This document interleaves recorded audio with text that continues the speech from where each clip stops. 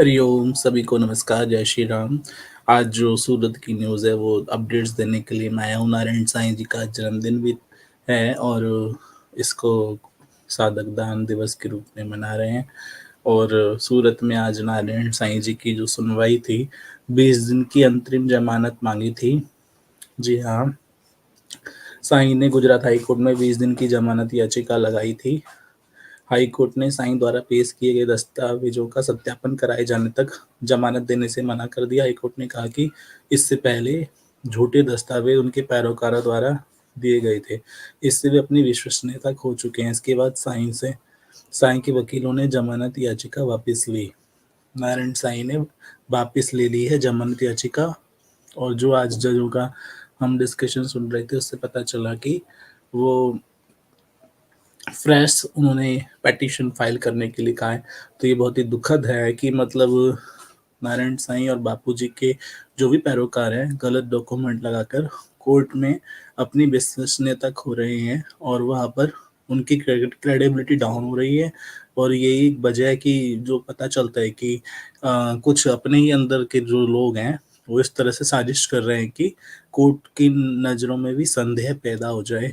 Court ने आज जब जस्टिस दोनों सुनवाई कर रहे थे तो उसमें उनका रवैया बहुत ही हैरान करने वाला था। और उन्होंने 11 साल अंदर जेल बिताने के बाद भी ऐसी कोई गौर उस याचिका पर नहीं दिया। और उन्होंने कहा जो मैं सुन रहा था कि उनकी पुत्री कहाँ है। और ये बात अब हम साधकों ने अभी तक भी दबे छुपे उठा रहे हैं। अब जज पूछ रहे हैं कि आप अकेली संतान नहीं हो, आपकी तो बहन भी है। तो गुरु की जो वो बेटी है वो कहाँ है? वो क्यों नहीं उनकी टेक केयर करने जा रही हैं? अब जज ने पूछा है ये सवाल। सभी साधकों को ये सवाल अब उठाना चाहिए कि कम से कम नारायण साईं और जो बापूजी अंदर हैं, बापूजी की तबीयत पिछले 20 दिन से सीरियस है। तो बापूजी का जो वेट है वो भी लॉस हो रहा है, ऐसी खबरें आज मिली हैं। और हीमोग्लोबिन तो अप डाउन हो ही रहा है। तो मरणासन स्थिति जैसी उनकी स्टेज हो रही है, कोई फ़ोटो भी नहीं आया है। तो बहुत ही ये दुखद है, शर्मनाक है। साधकों को अभी भी कोई जागृति नहीं आ रही है। वो रटी-रटाई बातों को जो वहाँ से आती कि बहुत अच्छा है, सब इम्प्रूवमेंट हो रहा है, इस तरह की न्यूज़ मिल रही हैं। जबकि जो सच्चाई है वो अलग है। और इसको स्वीकार करना चाहिए कि स्थिति बहुत गंभीर है। और नारायण साईं जी ने इन स्थिति को देखते हुए आज गुजरात हाई कोर्ट में जो याचिका लगाई, लेकिन उनके पैरोकार द्वारा पूर्व में की गई गलतियों के कारण उन पे 1 लाख का जो जुर्माना भर लगाया गया था कि उन्होंने फर्जी डॉक्यूमेंट उनके पैरोकारों ने भरे। तो वो पैरोकार कौन हैं? उनके नाम का खुलासा आखिर क्यों नहीं करते जो लीगल टीम और जो भी इस केस को देख रहे हैं? साधकों को अब उन नामों को उजागर करना चाहिए। वो ही षड्यंत्रकारी हैं जो भी फर्जी इस तरह से लगाने वाले हैं। अब कोर्ट ने आज जो सुनवाई हुई, पहले सुनवाई दोपहर तक टाली। उसके बाद दोपहर बाद फिर उन्होंने कहा कि या तो याचिका फ्रेश लगाइए वरना हम इसको खारिज करते हैं। फिर वो याचिका वापस ले ली गई। 20 दिन की माँगी थी अंतरिम ज़मानत। साईं ने ज़मानत याचिका में बताया कि उनके पिता की उम्र 85 वर्ष है, वहीं माता की उम्र 80 वर्ष है। वह माता-पिता की संतान हैं। तबीयत खराब होने से पिता की जोधपुर के एम्स में भर्ती हैं। इससे पहले 14 दिन की फरलों पर लग चुकी है रोक। सूरत के आश्रम में जो पहले भी उनको 14 दिन की फरलो मिली थी 2021 में गुजरात हाई कोर्ट से, लेकिन सुप्रीम कोर्ट में वो गुजरात गवर्नमेंट चली गई थी। तो आज ये भी हमें जानना होगा, कल ही बिहार की सरकार बदली है, कि मतलब कांग्रेस ने फँसाया कि बीजेपी ने फँसाया? अरे कांग्रेस ने फँसाया तो बीजेपी ने कौन-सा निकाल दिया? दोनों पार्टी मिली-जुली हैं। साधकों को अब जागना होगा इन दोनों पार्टियों से, या तो किसी से भी आप राजनीतिक क्रेडिबिलिटी लें, उनसे बापूजी के आने की श्योरिटी लें। इस तरह से राम रहीम बाबा ने सब मैनेज करवाया है। वहीं हमारे जो साधक हैं वो पता नहीं कोर्ट्स को और न्यायपालिका को दोष देते रहते हैं। लेकिन जो मैनेजमेंट है उनको इस चीज़ का जवाब देना चाहिए कि 11 सालों में एक भी आज तक उनको राहत नहीं मिली है, इसके पीछे आखिर कौन है? तो हाई कोर्ट ने जब अहमदाबाद लीगल टीम का खोला राज और जताया अविश्वास तथा लगाई फटकार। आज जो सुनवाई हुई पैरोल का ग्राउंड बापूजी के एम्स जोधपुर में एडमिशन व इलाज के दौरान पूज्य श्री की बिगड़ती शारीरिक परिस्थितियों को लेकर साईं जी ने अपने पिता की देख-रेख के लिए अर्जी लगाई थी। इस पर जज साहब ने पूर्व में साईं जी की पिछली पैरोल के दौरान जाली सर्टिफिकेट कोर्ट में लगाने का हवाला देते हुए कहा कि आप अपना पिछला रिकॉर्ड तो देखें, फला पेज नंबर पर जाली मेडिकल सर्टिफिकेट जमा किया गया था, जिस पर अदालत ने 1 लाख का जुर्माना लगाया है। आप विश्वास के योग्य नहीं हैं, हम कैसे मानें? ये जो दस्तावेज़ इस बार आप लगा रहे हैं, वे सही हैं। तो इस तरह से जज ने बोला। वकील साहब के बार-बार विश्वास दिलाने पर भी जज साहब ने नहीं किया भरोसा और कहा फ्रेश एप्लीकेशन, मेडिकल दस्तावेज जिनसे प्रार्थी के पिता की गंभीर स्थिति प्रकट हो, उन्हें सत्यापित करने वाले एफिडेविट के साथ पुनः आप याचिका डालें। इस पैरोल अर्जी को खारिज किया जाता है या तो वापस लिया जाए। लीगल टीम झूठ का सहारा क्यों ले रही है? क्या ये बापूजी व साईं जी को हमेशा भीतर ही रखने का षड्यंत्र हिस्सा तो नहीं? क्योंकि बापूजी सुप्रीम कोर्ट में व साईं जी को हाई कोर्ट में 1 लाख का जुर्माना लीगल टीमों की इस हरकत पर लग चुका है तथा दोनों के प्रति कोर्ट में अविश्वास पैदा हुआ। क्या लीगल टीम के गलत मंसूबों पर सवाल नहीं उठता है? तो ये साधक आज पूछ रहे हैं और फँसाने वाले मोदी और शाह कोई नहीं। लेकिन दूसरी बात ये है जज इतने पावरफुल होते हैं, आज उन्होंने क्यों नहीं जोधपुर वो सूरत कोर्ट ने आज जो एम्स जोधपुर के जो वहाँ के डायरेक्टर हैं उनको क्यों नहीं नोटिस तलब किया और उनसे ही क्यों नहीं डायरेक्ट रिपोर्ट माँग ली?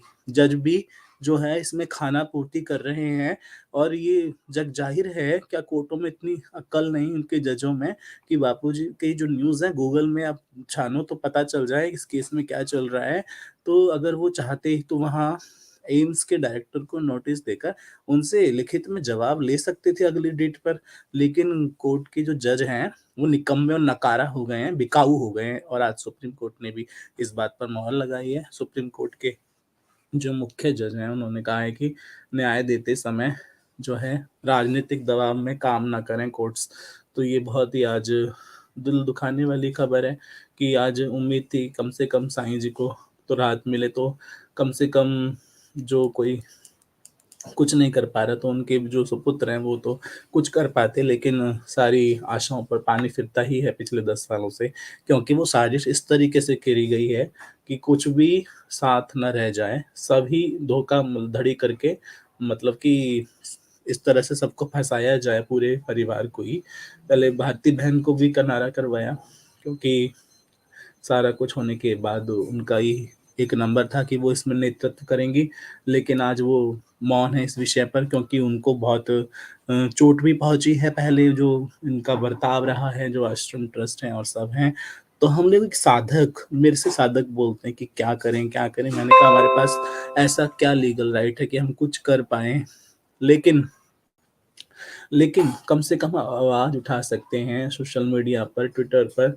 तो आज जो खबर मिल रही है बहुत ही दुखद है, शर्मनाक है। नारायण साईं जी की जो पिटीशन है, वो आज विथड्रॉ करनी पड़ी है और वैसे ही समय खराब हुआ जा रहा है, 20 दिन ऑलरेडी हो गए हैं। जोधपुर एम्स को आखिर सुप्रीम कोर्ट के वो गुजरात हाई कोर्ट के जज ने क्यों नहीं नोटिस माँगा और उनसे रिपोर्ट्स तलब करी, लेकिन ये सारी चीज़ें बहानेबाज़ी आज जो भी कोर्ट्स ने सामने आज सबने लाइव भी देखा कि वो क्या आर्गुमेंट्स हुए यूट्यूब पर गुजरात हाई कोर्ट के वकीलों द्वारा। लेकिन साधकों को सोचना होगा। अब साधकों को आर या पार, साधक बहुत अब लास्ट मोमेंट चल रहा है। अगर अभी भी बापूजी नहीं आए पिछले 20 दिन से हॉस्पिटलाइज़ होने के बावजूद जोधपुर एम्स में, तो फिर कब आएँगे? जब बीमारी की कंडीशन में जिनमें उनकी अल्सर की रिपोर्ट भी है, ब्लीडिंग लगातार हो रही है, हीमोग्लोबिन घट रहा है, कभी बढ़ रहा है और वहीं उनकी 2-2 नसें ब्लॉक हैं हार्ट की और इस समय भी अगर कुछ राहत नहीं ले पा रहे हैं, तो बहुत ही डूब मरने वाली बात है, शर्मनाक है, इससे ज़्यादा निंदनीय और कुछ नहीं हो सकता है। साधक जो भी हमारी समितियाँ हैं, उनको अच्छा-सा बुद्धिमत्तापूर्वक एक डिसीज़न लेना चाहिए क्योंकि बाबू जो हैं, केवल निजी प्रॉपर्टी किसी जो लोग मान रहे हैं, वो ही नहीं है। सभी साधकों केवल समाज के लिए एक संत का जीवन होता है। पिछले 10 से 11 वर्षों से वो हम लोगों से अलग करके रखा गया है षड्यंत्रों में। कम से कम अब जो उनका एकदम बीमारी की स्थिति है, उसमें तो उनको राहत मिले, उनको कुछ राइट मिले, जिस तरह से वो ट्रीटमेंट कराना चाहते हैं। तो ये बहुत ही आज जो खबर आ रही है, ये बहुत पीड़ा करने वाली है, बहुत दिल दुखाने वाली है और नारायण साईं जी का जन्मदिन भी है, तो कुछ लोग उसको दान दिवस के रूप में मना रहे हैं। अयोध्या में नारायण साईं जी की तरफ से एक भागवत कथा का भी आयोजन किसी संत के द्वारा करवाया जा रहा है उनके जन्मदिन पर। तो ये सारी चीज़ें तो अलग हैं, लेकिन कुछ भी हो जाए, अब तो एक ही लक्ष्य होना चाहिए, सत्संग हो चाहे कुछ भी हो। लेकिन हमने तो अब यही बोला साधकों को कि बापूजी की माँग की जाए, उनके न्याय की, उनके जीवन को रक्षित किया जाए, क्योंकि उनका जीवन आज खतरे में है। जो भी साधक इसमें लिख रहे हैं, मैं उनके कमेंट्स ले रहा हूँ। बहुत ही खतरनाक स्थिति है बापूजी के स्वास्थ्य की, कि भारत में क्या हो रहा है। मैंने आज एक शॉर्ट अपलोड किया है, उसमें आप देखना कितने अच्छे से वो लेटेस्ट मेरा जो शॉर्ट वीडियो है, देखना उसमें कितने अच्छे से सब बताया गया है कि बापूजी का कैसे वज़न घट रहा है दिन पे दिन और कैसे समस्या है। फिर भी भारत की न्याय प्रणाली सोई पड़ी है। भारत के राजनीतिक हरामी जज, हरामी राजनेता, गाली भी अब देनी पड़ेगी, क्योंकि जब कोई माला और ताली से नहीं मानता, तो फिर अगर बापूजी बोलते थे कि अगर तुम जो तेको काटा वो है, वाकू वो तू भाला, तू भी क्या याद करेगा, पढ़ा था किसी से पाला। जैन सरस्वती जब अरेस्ट हुए, तब बापूजी ने ही एक आगेवानी करके वो एक आंदोलन कराया था। आज मोदी को जो वो जल पिला रहा है महात्मा, उनका मैंने इंटरव्यू देखा संस्कार टीवी का 10 साल पहले का, वो जो महात्मा थे, तो मैंने देखा मैं कि उनके गुरु कौन है? तो मैं बड़ा सरप्राइज़ रह गया कि वो बापूजी का सपोर्ट करने की एक बात आ रही थी कि उन्होंने किया है। तो लेकिन वो जो महात्मा हैं, मैंने ये पाया कि उनके जो गुरु हैं, वो पता है कौन थे? वो थे जयेंद्र सरस्वती, जी हाँ, जयेंद्र सरस्वती जो बापूजी जिनके लिए बापूजी ने आवाज़ उठाई। और दूसरी बात, जैन सरस्वती अहमदाबाद आश्रम में आए, बापूजी के लिए कितना सात्विक विचार उन्होंने रखे। तो जैन सरस्वती जो थे, गोविंद गिरी जी महाराज की बात कर रहा हूँ मैं। तो जैन सरस्वती के शिष्य हैं वो, और कांची कामकोट पीठ से जुड़े हुए हैं। तो कम से कम हमारे साधकों को उनकी टीम, हमारे साधक जो मैनेजमेंट टीम है उनसे मिलना चाहिए, क्योंकि मोदी के जो भी करीबी संत हैं उनसे मिलना चाहिए। एक प्रतिनिधि मंडल मिले और उनसे अपनी बात रखी जाए कि किस तरीके से अब बापूजी की स्थिति हो रही है। सब साधकों को अब एकजुट हो जाना चाहिए। अभी नहीं होंगे तो कभी नहीं होंगे। अब बापूजी अगर अंदर हैं और हम लोग जोधपुर में अगर प्रोटेस्ट ना करें तो कहीं और करें। भारत में एक ऐसी जगह बिल्कुल तय होनी चाहिए। जंतर मंतर पर धारा 144 लगी है तो लगे। दिल्ली में बहुत सारे और मैदान है, वहाँ इकट्ठे हो जाने चाहिए, वरना तो हर राज्य स्तर पर जहाँ-जहाँ अपने साधक हैं, जम्मू के साधक, पंजाब के, हरियाणा के, दिल्ली के, उत्तर प्रदेश के, एक जगह ऐसी अपने-अपने राज्यों में चुनकर अपना प्रोटेस्ट ज़रूर करना चाहिए। अगर हम अभी नहीं करेंगे तो कभी नहीं। 2024 के इलेक्शन भी आ गए, कितनी बारें सरकार चली गई, आ गईं और गईं, लेकिन राज्यों की बात कर रहा हूँ, लेकिन हमारे गुरुदेव को अभी तक भी कोई भी सफलता नहीं मिल रही है। इसके पीछे बहुत सारी कारण है, उसमें से 2-3 कारण जो सामने नज़र आते हैं। एक तो कोर्ट में जो कचहरी में जजों का जो मानसिकता है वो तो है ही है, उसके अलावा पॉलिटिकल प्रेशर भी काम पड़ता है। आज जो जस्टिस थे उनका मैं नाम बता रहा हूँ, उन्होंने भी बोला कि हमारे जो जज हैं उनको मतलब अ, न्याय देते समय पॉलिटिकल प्रेशर में काम नहीं करना चाहिए। यानी पॉलिटिकल प्रेशर में काम कर रहे हैं, जभी तो वैसा बोल रहे हैं। तो आज जो भी साधक जुड़ रहे हैं, बहुत ही मैं गंभीरता से आज कह रहा हूँ सभी साधकों को प्रोटेस्ट ज़रूर करना चाहिए। कोई कहता है कि हमारा सपोर्ट नहीं है तो नहीं है। आज अब तय हो जाए कि कौन बापूजी के साथ है और कौन नहीं है। अब ये तय हो जाना चाहिए कि कौन बापूजी के साथ है और कौन नहीं है। सपोर्ट बापूजी का जो भी करते हैं साधक हैं। सीजेआई चंद्रचूड़ ने बोला, स्वतंत्रता नगर न्यायपालिका का मतलब है न्यायाधीशों को अपने कर्तव्य निभाने की स्वतंत्रता, न्याय देते वक्त ना हो राजनीतिक दबाव। ये आज की न्यूज़ है, मैंने ट्विटर पर शेयर किया है। ये सीजीआई चंद्रचूड़ जो है सुप्रीम कोर्ट के, इन्होंने आज ऐसा बोला है। मैं आपको शेयर भी कर सकता हूँ वो। तो ये जो आज बहुत ही असमंजस की स्थिति है, बापूजी के लिए कुछ भी नहीं हो रहा है और जो कि साधक चुप बैठे हुए हैं, कुछ हो नहीं रहा। जोधपुर में जाके लड़ाई झगड़ा करने से क्या होगा? बापूजी के समर्थन में एकजुट होकर चाहे दिल्ली में आएँ, चाहे कहीं भी आएँ, कोई सपोर्ट करे ना करे, अब साधकों की जो अंतर्राष्ट्रीय साधक संगठन है, उनके द्वारा ये होना चाहिए। और मैं आज आपको एक लगे हाथ वीडियो और दिखा रहा हूँ। सभी साधक जो भी हमारे साथ जुड़े हुए हैं, सभी को हरिओम। मैं अब आपको शेयर कर रहा हूँ वो स्लाइड, जो कि बड़ी इम्पोर्टेंट है। मैं आपको दिखाना चाहता हूँ। जी हाँ, हरिओम।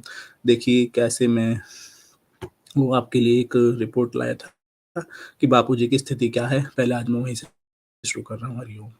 ओम नमो भगवते वासुदेवाय। हरि ओम। वर्तमान में एम्स अस्पताल जोधपुर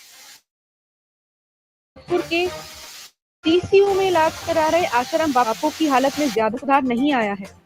पिछले दिनों में करवाई एम्स की एंजियोग्राफी रिपोर्ट के अनुसार उनके हृदय में 3 गंभीर ब्लॉकेज हैं।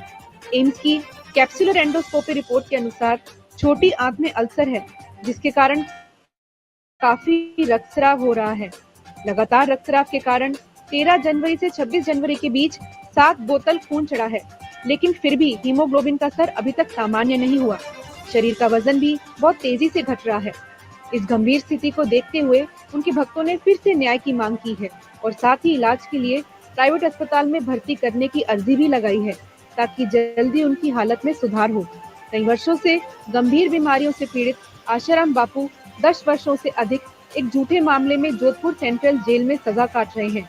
इनकी बेल और जमानत की अर्जी को पहले भी कोर्ट ने काफी बार अकारण खारिज किया है।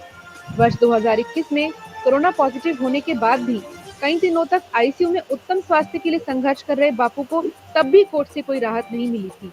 हमारे देश में जब आतंकवादियों के मानव अधिकारों का भी ध्यान रखा जाता है, तो ऐसे में उम्मीद है 87 वर्षीय वयोवृद्ध और निर्दोष आश्रम बापू को भी कोर्ट जल्द ही राहत देगी। तो ये आपने देखा, दूसरी न्यूज़ में आपको चंद्रचूड़ वाली दिखा रहा हूँ। ये बात नारायण सिंह की जो याचिका हो गई थी, दोपहर में हमें न्यूज़ आई थी, डिटेल अभी मिली है। और न्याय देते वक्त ना हो राजनीतिक दबाव, सीजेआई चंद्रचूड़ ने सुप्रीम कोर्ट के 75 साल आज पूरे हुए। आज ही प्लेटिनियम जुबली मना रहे थे, उसमें जो है प्राइम मिनिस्टर भी गए थे। और देश के प्राइम मिनिस्टर मूक हैं, बापूजी को मतलब न्याय नहीं मिल रहा है। ये बहुत ही दुखद है। सभी साधक जो भी जुड़ रहे हैं, मैं आपको वो सीजेआई चंद्रचूड़ का भी ट्वीट दिखाना चाहता हूँ। आप देखिए किस तरीके से, क्या नाम है, उन्होंने बोला है कि न्याय देते वक्त ना हो कोई राजनीतिक दबाव। सीजेआई चंद्रचूड़ ने सुप्रीम कोर्ट के 75 साल पूरे होने के उपलक्ष्य में दिया बयान। तो ये जो भी, हाँ, आज देखिए यानी न्यायाधीश भी मान रहा है सुप्रीम कोर्ट का कि राजनीतिक दबाव होता है। और ये मैंने आपको पहले भी बताया, अयोध्या का फैसला इस बार हो गया। क्यों? क्योंकि सरकार भी चाहती थी। बापूजी और साईं जी आज बाहर नहीं आ पा रहे, चाहे कुछ भी आरोप लगाए, फर्जी ये वो। अरे अगर जज अगर चाहता न्याय देना और शायद साधकों की पीड़ा थोड़ी बहुत है, तो आखिर मतलब जज क्या उनको एम्स के डायरेक्टर को निर्देशित एक नहीं दे सकते थे कि जोधपुर एम्स के डायरेक्टर को एक निर्देश दिया जाए और स्टेटस मांगा जाए कि क्या स्टेटस है। और हमारे वकील उस समय क्यों नहीं बोले कि आप क्यों नहीं स्टेटस का ले लेते वहां से, जोधपुर एम्स से। उस समय क्यों वो चुप रहे और सारी चीजें तो वो बोलते रहे। लेकिन मेरे मन में ये अभी ख्याल आया आपको बोलते बोलते, कई बार मैं बोलता हूं अंतःकरण की प्रेरणाओं से। और ये वाली बात जो साईं जी की मेरे मुंह से निकली है कि एम्स के जोधपुर को उन्होंने क्यों नहीं नोटिस दिया, हमारे वकील उस समय क्यों नहीं बोले। तो ये बहुत ही पीड़ादायी है और शर्मनाक है कि साधक जो है चुप बैठा है। बापूजी को इतनी पीड़ा हो रही है, इतना हमारा साधक वर्ग त्रस्त है, पीड़ित है। मेरे को फ़ोन आते हैं कि बुलंदशहर से भी कि वो जंतर मंतर आने को तैयार है। मैंने कहा अभी तो जगह भी तय नहीं हुई है। तो जंतर मंतर अगर 144 लगी हुई है, तो आखिर कहीं तो करना चाहिए साधकों को अपना। अब देख लिया जाए कौन साथ है बापूजी के और कौन नहीं। सभी साधकों को किसी न किसी दिन, एक दिन वो मैं बताऊँगा जब साधक हमारे एकजुट होके इस तरह से कोई डिसाइड करें। क्योंकि अफ़वाह तो काफ़ी चली कि वहाँ पर करना है, वहाँ पर करना है। लेकिन इस बार क्या नाम है, अफ़वाह का शिकार ना हो। और हम नहीं चाहते हमारे साधकों पर कोई पीड़ा देवे, कोई लाठीचार्ज करे बेवजह भीड़ करके। लेकिन क्यों ना एक पहले से ग्राउंड बुक किया जाए, उसमें साधकों को लाया जाए। चाहे कुछ भी, वो सारे वक्ता वहाँ जो भी, अगर ये अगर सच्चे वक्ता हैं, बापूजी के लिए कुछ करना चाहते हैं, तो वो आएँ। और तो अभी हम बात कर रहे थे कि एक जगह सबको इकट्ठा होना ही चाहिए। अगर अभी भी 20 दिन तक बापूजी हॉस्पिटलाइज़ हैं, कोई कुछ उसमें से नहीं मिल रहा है, वहाँ से कोई अपडेट भी नहीं आ रही है प्रॉपरली, कोई डॉक्टर उसका अपडेट नहीं दे रहा है, क्योंकि बापूजी को तो कैदी रूप में माना गया है। उनको तो ये भी नहीं पता करोड़ों साधक उनके अभी भी हैं, वो उनका इंतजार हो रहा है बाहर, कितना साधक तड़प रहे हैं, किसी को कोई मतलब नहीं है। अभी मैं कमेंट्स ले रहा हूँ सभी के।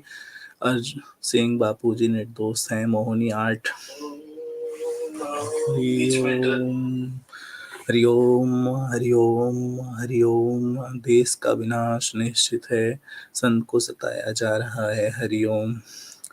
तो साधकों के जो कमेंट्स आ रहे हैं वो मैं ले रहा हूँ। जोधपुर चलते हैं, बापूजी का लिए कुछ भी सह लेंगे जोधपुर में। और वो आश्रम से जो मैसेज आता है वो कहते हैं कि वहां मत जाएं, भीड़ ना लगाएं, कुछ वहां पे जमानत लेने में फर्क पड़ता है। अरे जमानत तो वैसे भी नहीं मिल रही है, बापूजी जल्दी स्वस्थ हो रहे हैं, हरिओम ओम ओम। तो आज की जो भी अपडेट थी मैंने आपको बताया। मोदी जी अब आंखें खोलिए, संत को मत सताइए, रिहा कीजिए। मोदी तो अभी अपने मोह में चूर हैं, मोदी को अभी कोई फर्क नहीं पड़ रहा है साधकों की, उनको दिख नहीं रही। और हमारे साधकों को बिखेर दिया गया है, उनको साधकों को एकजुट करने के लिए करते हैं कि कोई बोलता है तो वो उसमें विक्षेप डालते हैं कि जरूरत ही नहीं है, कोई प्रोटेस्ट की जरूरत नहीं है, कोई रैली की जरूरत नहीं है। पिछले 4 साल से यही कहा जा रहा है कि कुछ मत कीजिए, बस सत्संग कीजिए, भजन कीजिए, कोई आवाज उठाने की जरूरत नहीं है। बापूजी लीला कर रहे हैं, अपने आप आ जाएंगे, इस तरीके के मैसेज दिए जा रहे हैं। अगर ऐसा होता तो बापूजी आते नहीं, 11 साल हो गए। लीला होती तो, लीला नहीं, बड़ा षड्यंत्र है, महाषड्यंत्र है, और असली कारण बताया भी नहीं जाता है। जो बताते हैं फिर उनको गद्दार कर दिया जाता है साबित। हरिओम। साधकों को अब जागना होगा। जम्मू के साधकों से बात हो रही थी तो आज बता रहे थे कि अहमदाबाद में जो उत्तरायण में गए थे तो किसी संचालक से बात हुई होगी, तो कह रहे बजट ही नहीं हमारे पास, तो बापूजी कैसे हम लाएं, हम तो सब लुट चुके हैं। बताओ, वहां पर सब लुट चुके हैं, कुछ उनके पास नहीं है।